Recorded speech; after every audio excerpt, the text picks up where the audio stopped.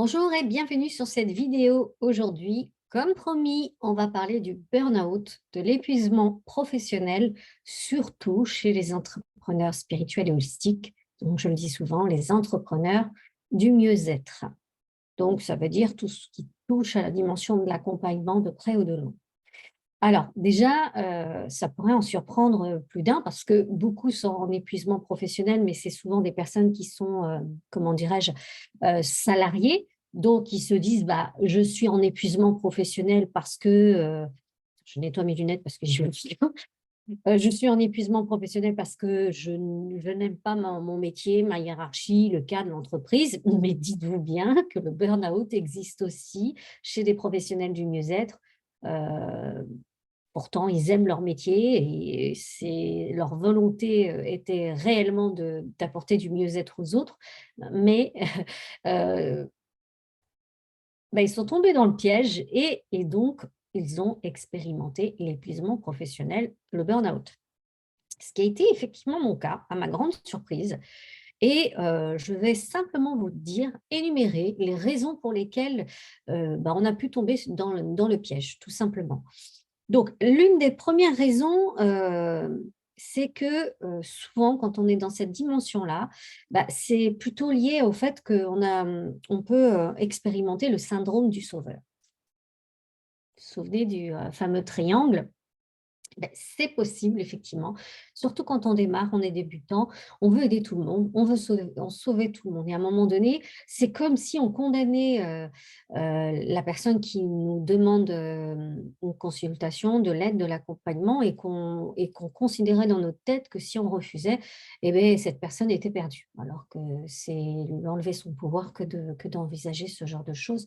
L'idée, c'est vraiment de voir, chaque être qui fait appel à vous, de le voir dans sa pleine puissance. Donc, l'une des premières raisons, c'est le syndrome du sauveur. Donc, je vous invite à voir où vous en êtes là-dessus. Il n'y a que vous qui pouvez répondre à cet aspect-là.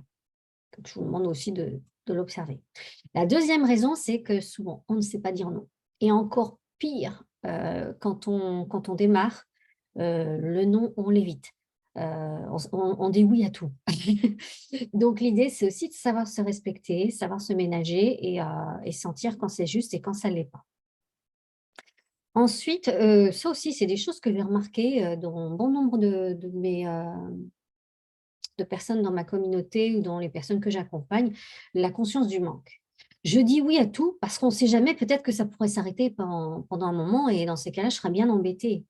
Donc du coup, ça fait des gens qui enchaînent, des consultations à tire-larigot et pourquoi? Parce qu'ils ont cette conviction qu'à un moment donné, tout va s'écrouler, tout va s'arrêter et hem, qu'ils seront dans la panade. Il est vrai que l'entrepreneuriat est un marathon et que, chaque mois, on redémarre à zéro en termes de chiffre d'affaires. Donc on n'a jamais la certitude, comment dirais-je? De générer, de quoi vivre. Mais n'empêche qu'en vérité, ça c'est la première re réflexion que les gens se font, de l'entrepreneuriat. Mais en vérité, il existe des systèmes, des choses qu'on met en place, des choses que j'ai enseignées à des personnes que j'accompagne, dans le but, qu'ils puissent, créer, une assise, financière et qu'ils ne soient pas dans la panade, tout simplement. Donc, la conscience du manque. Après, l'autre raison, elle est souvent liée au fait que l'écosystème qu'ils ont créé, alors qu'est-ce que j'appelle écosystème? L'écosystème, c'est les différents axes et les différentes prestations qu'ils proposent. Bah, souvent, leur écosystème est mal pensé. C'est-à-dire, c'est-à-dire que je me souviens d'une personne avec qui j'avais conversé qui ne faisait exclusivement que de l'individuel. Elle était vraiment épuisée. Et je lui ai dit: «Mais pourquoi tu fais pas du collectif?» et elle me dit: «Bah, le collectif, je pense pas que mes clients apprécieront». Déjà, il y a des idées, préconçues parce que, enfin, je sais pas, quand on aime l'accompagnement, on l'apprécie individuellement et collectivement. C'est rare qu'on aime que l'individuel ou qu'on aime que le collectif. Généralement, l'un ne va pas sans l'autre. Moi, je considère que c'est des vases communicants. Et donc du coup, bah, en individuel, c'est ton temps et en plus souvent tu répètes, ce que tu enseignes individuellement, donc c'est un peu une perte de temps. Alors qu'en fait, ce que tu dis, tu pourrais avoir 5, 10 personnes, 15 ou plus et tout simplement impacter davantage et être beaucoup plus écologique en termes de temps. C'est-à-dire que tu réduis ton temps et tu es beaucoup plus dans l'efficience. Donc pour moi, il y a un écosystème qui est mal pensé, c'est pas une fois qu'on commence à générer du monde et tout qu'on pense à l'écosystème. L'écosystème doit être mis en place avant pour permettre, c'est comme s'il y avait un réceptacle dans lequel on va pouvoir le remplir. Mais si on se dit: «On attend que ça se remplit et ensuite on modèle», ça va être compliqué. C'est franchement pour l'avoir fait, c'est pas c'est pas top. Voilà ce que je pourrais vous dire. Ensuite, l'autre raison, c'est aussi, tout ce qui touche, à la pollution psychique. Ça, je le répète souvent, si vous me suivez depuis un bon moment, vous savez que puisqu'on est des professionnels de l'accompagnement, heu nous sommes en première ligne, l'équipe au sol, et cette équipe au sol, elle fait face à des pollutions psychiques. Ça veut dire quoi? Que les personnes qui nous font appel à nous sont souvent des personnes en souffrance ou challengées par la vie et qui ont un état émotionnel moins. Donc, du coup, ça veut dire quoi? Ça veut dire que quand ils déposent leur souffrance, bah, si nous, on n'a pas de protection psychique, si on ne veille pas à travailler nos énergies pour rester dans des énergies hautes, il y a de fortes chances qu'on soit impacté par ces pollutions psychiques et encore plus si on enchaîne, une dizaine de personnes, régulièrement de manière constante, à un moment donné, vos barrières, elles s'effritent. Pourquoi? Parce que vous n'avez pas de temps de repos, pas de temps de vous réénergiser. Nous sommes des personnes ressources. Et les personnes ressources, comme son nom l'indique, on a besoin à un moment donné de se couper de l'extérieur pour revenir à soi et se nourrir intérieurement, activer notre propre source et ensuite revenir. Mais si déjà cet aspect-là n'existe pas, pour moi, ça va être compliqué, de pouvoir, tenir en énergie, à long terme. D'ailleurs, c'est ce qui se passe, hein, pour les magnétiseurs. Il y a beaucoup de magnétiseurs qui étaient extrêmement débordés, à une certaine époque, et ils enchaînaient les personnes et c'est des personnes qui sont mortes très rapidement, à la grande surprise de bien un nombre de personnes et finalement, on s'est rendu compte, en étudiant un peu le phénomène, que ces histoires de magnétiseurs, c'est qu'ils avaient tendance à ne plus être canal, à ne plus se rendre compte qu'ils étaient canal, qu'ils prenaient l'énergie de l'univers pour la transmettre, la canaliser, la transmettre, aux personnes qu'ils soignaient et en fait, ce qui se passait, c'est qu'ils, épuisés, à un moment, ça bifurquait sur leur, énergie vitale. Donc c'est de leur vital qu'ils donnaient. Donc bah, leur vital, elle n'est pas éternelle. À un moment donné, l'énergie du vital, quand elle est entamée, bah, ça précipite, la mort et le décès. Donc, il y a cette espèce de phénomène qui existe et l'idée, c'est vraiment, bah, non, enfin, je veux dire, il y a une énergie qui est en abondance sur terre. Il faut simplement en être canal et se laisser, traverser par cette énergie pour pouvoir la dispenser, mais en aucun cas donner de son vital.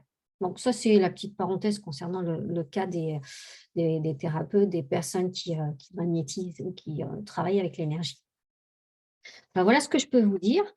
Après, c'est souvent, lié aussi au fait que le planning est mal agencé, c'est-à-dire, bah, comme je ça, vous pouvez le réécouter dans la vidéo où je parle de ces fameux cycles, parce que la raison, c'est aussi ils ne respectent pas leur cycle. Puisqu'ils ne respectent pas leur cycle, du féminin sacré, masculin sacré, ils forcent et en forçant, on s'épuise et il y a aussi une mauvaise gestion des énergies, c'est-à-dire qu'à un moment donné, au lieu de repérer où sont les énergies fortes et de caler des interventions à ce moment-là, ils vont proposer, des rendez-vous dans des créneaux où ils ne sont pas forcément en énergie et du coup, bah, ça crée aussi un épuisement, professionnel. Donc l'idée, c'est aussi de pouvoir aménager des plages horaires, des plages de repos, des plages de ressourcement. Voilà, l'idée, c'est ça, c'est d'être à l'écoute de soi. Donc je te fais un récap de tout ce que j'ai pu aborder. La première raison, c'est souvent lié au syndrome, du sauveur. La deuxième, c'est que c'est en lien avec le fait que tu ne sais pas dire non. Il y a qu'une part de toi qui dit que, bah, si tu dis, par exemple, j'en sais rien, j'ai souvent vu ça, des gens qui peuvent pas tel et tel jour. Bon, bah, on va ouvrir un créneau parce que j'étais pas censée travailler ou je vais, rajouter des consultations en plus, même si ça risque d'être challenging et que je vais être épuisée. Et puis voilà, arrive ce que doit arriver. La conscience du manque, l'écosystème qui est mal pensé, qui est pas écologique pour soi, le fait que, on est exposé à des pollutions psychiques et que notre protection, psychique et ben, elle s'amoindrit ou on l'oublie ou on est tellement fatigué qu'on n'y pense plus. Le fait qu'on n'ait plus de temps de ressourcement, qu'on n'ait pas aménagé, des plages horaires, des plages de repos, qu'on ne soit pas à l'écoute de son corps, donc on a moins de ressourcement.